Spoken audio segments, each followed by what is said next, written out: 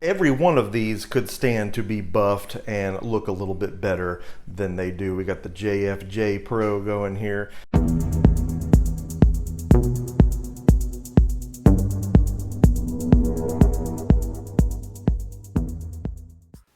What's up, everybody? Emceemur here, and welcome back to another episode of the Emceemur Show, where real stuff happens. Welcome back to another episode of Flea Market Flippin'. We've got some updates. We've got some stuff to do right here on site. We've got some preparations that we have to make for a special adventure out in the field coming up this weekend. There's so much more in store in the next few episodes coming your way, but we got to be ready for it, right? We've got stuff going on right here that we got to look at, including but not limited to, you've heard me talk enough about scoring some CD cases that we could use to convert some loose PS1 discs and their manuals and guts into some complete units. And that's something that we did take care of this week. Come on, check it out. Alright, so here we are. We've got our games and our guts here, and we want to make these complete. We've got these CDs that we got from the Flea, and my goodness, I just don't know what any of this is. I mean, Desa Hagate? XK Law, never heard of you. Oh, Phillips, Craig, and Dean, never heard of you. I'm just trying to picture this redneck lady buying these and headbanging down the road to them, and I'm just having some trouble visualizing that. That's neither here nor there. We're here to take these cases and make these complete PS1 games again. Let's go. And there you have it. We got 4 complete games out of that. A couple of those were missing their guts, and the Austin Powers pinball game, the disc was missing. But we got these. These are pretty cool, and I definitely think they're worth more than the $2 that we gave for the crazy CDs to get the cases for these. I mean, these are going to be great. Definitely like what I'm seeing here. Now, I'm going to have to take some Goo Gone and get rid of these clearance stickers, but these cases are nice, and these games are definitely worth more now as they sit. In disc-only copies of these, you're not really going to be netting more than $1 a piece if you're even lucky enough to sell them in that condition, but I think we have definitely added value here. Let's take a look at these games and their values right now. So this QBert is another one of those delightful Atari reboots we got on PS1 back in the day, and it's totally decent with adventure modes, as well as a way to kick it old school. Not my first time seeing this one come through, but it's now officially the nicest copy of it I've seen come through. If you're gonna have it, this is the way to have it. The Next Tetris seems tight. I haven't fooled with this one before, but it's a mild twist on that classic play style, and I like what I see. Anytime I get a Tetris game in this condition, it gets me amped. You know, the memories and iconic music have kept me coming back to Tetris games all through the years. Now, Puzznic I'm barely familiar with.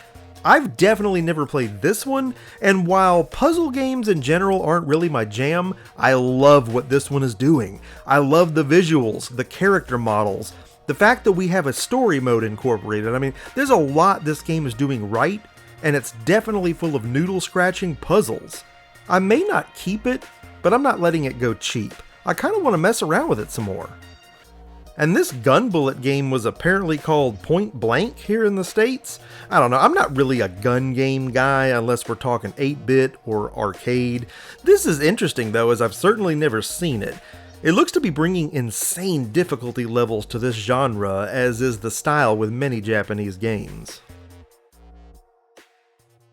And if there is a keeper in this lot, it's probably this copy of the Next Tetris, because if you know me, I collect Tetris games, I love Tetris games, and I do not have a copy of this Tetris game. So probably going to be keeping this one, and probably this Michael Bolton CD too. Shh, don't tell anybody.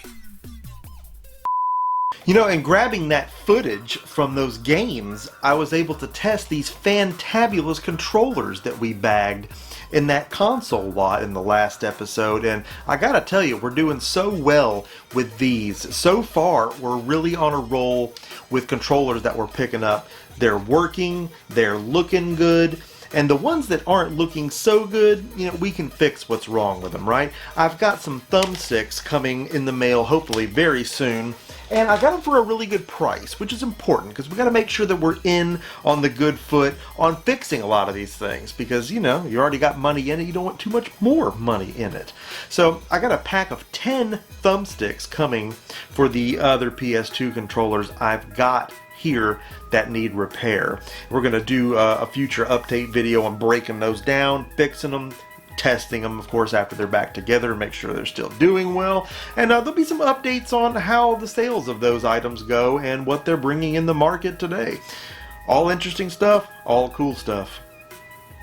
The main thing we're doing this week is we're getting ready for our trip out to 2nd and Charles. And for those of you not familiar with what 2nd and Charles is, it's a used media place, and new, but mostly used. They buy, they trade, they sell, they do the whole thing. You can trade these guys anything. And if you've watched this series from its beginning, you've seen me go in there and do a couple of trades with these guys. And usually what I reserve it for is slow-moving stuff that's just not valued very high online or may not be worth it to ship out after it is sold.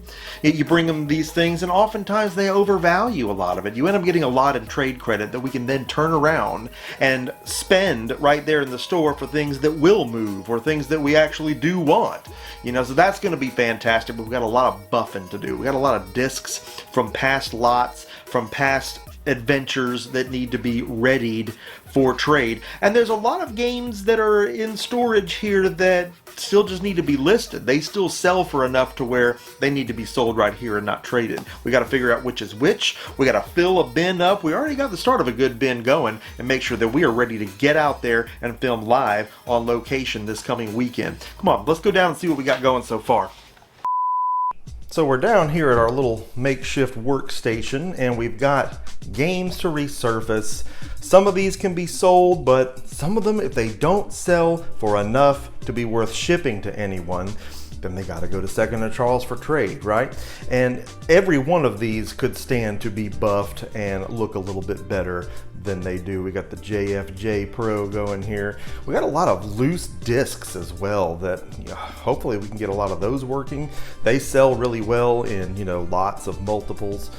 But yeah, lots of work to do.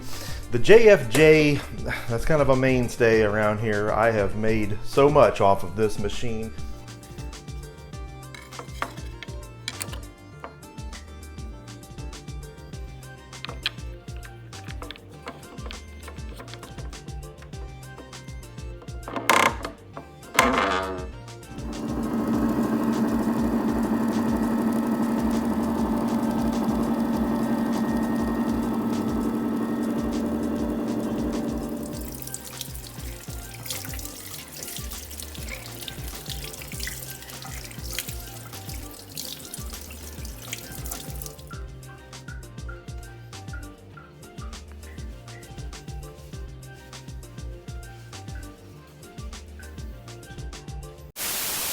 Woo, buddy, I bet we've done 200 discs in the last couple days. And those were all just the disc-only copies. These are all the complete box games, and we've got a whole tote just full of these bad boys.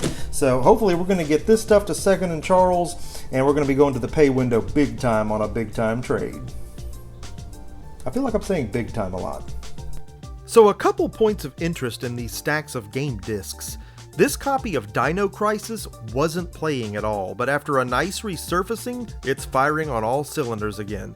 Definitely a game in demand. And even without the case, this game will easily fetch $20 online. But it's also satisfying to know we're adding to the available copies on the market. I mean, everyone decreases the rarity, so to speak, and drives down the cost that much more. Well, if that's the side of the argument you're on. Could be good or bad, but either way, preserving vintage games is always a good thing. Then we have a copy of Mortal Kombat Deception. Great game, gore fest, super fun. We featured it a few times on the show because it's pretty common, right? We find it, but what is happening with this game right now? Value on this title is on the rise right now. A disc-only copy bringing upwards of $20. I mean, this was a $7 disc only months ago. And this copy was also not loading properly, so we've successfully repaired it, and that definitely helps our bottom line here. Make sure you grab this game if you see it cheap. And here's a curiosity, a copy of the 1000 Arms demo disc. What? How is this in this pile? And the million-dollar question, what's it worth? I mean, 1000 Arms is one of those age-old Atlas RPGs on PS1 that, if complete, easily sells for $150 or more, depending on condition, but there are no listings for this demo disc on eBay or a figure on price charting, so we have no way to gauge the true value here unless we auction it off. Or do we just sit on it? I don't know. Prices are on the rise. Leave a comment below and tell me if you would like to see what this disc does at auction in a future update video. So we're headed to the local post office here to pick up some Wii parts. There's a certain seller online that's got really good prices on the console doors that, often go missing on these things. They're missing on the one we're refurbishing right now. This is the second time they've done this to me. They arrive postage due because they send them in a flat priority mailer and not a padded one, which according to my post office is a no-no. The flat one's only for letters. Now I kind of want to contest that because it says if it fits, it ships, even on the flat one. That means if I get a boat anchor in it, you have to ship it. It doesn't say just for letters. So they're trying to get an extra $3.45 out of me. They didn't even try a second time to deliver it, so I don't know. If they want to be petty, I can be too. I'm going to drive up here and pay them in pocket change. It's just a minor inconvenience. I got to go out for some groceries anyway today, but I mean, what a pain in the butt. It should have been at the house 3 days ago. This Wii could have been sold already, completely fixed and in the wind and ready to be enjoyed, and we're squabbling over silly technicalities. Let's see what comes of it.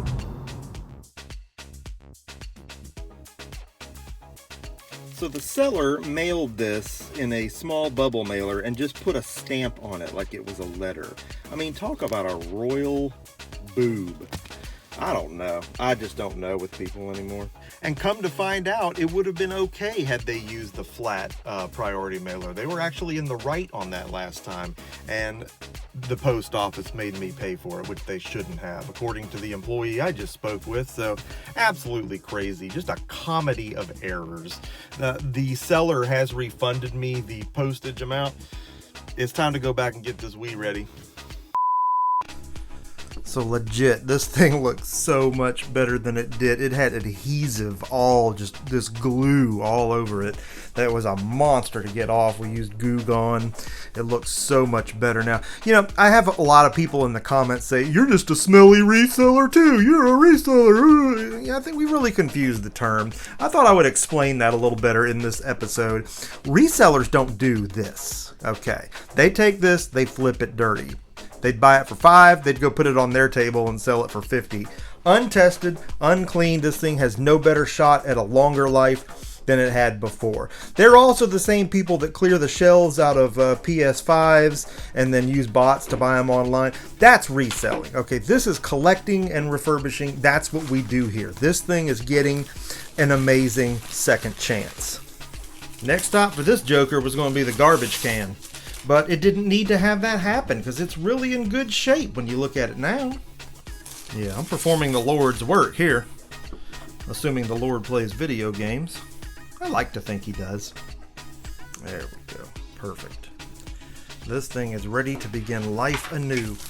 We were able to get this parts bundle online for like $15. We got the power brick, the AV, and the sensor bar.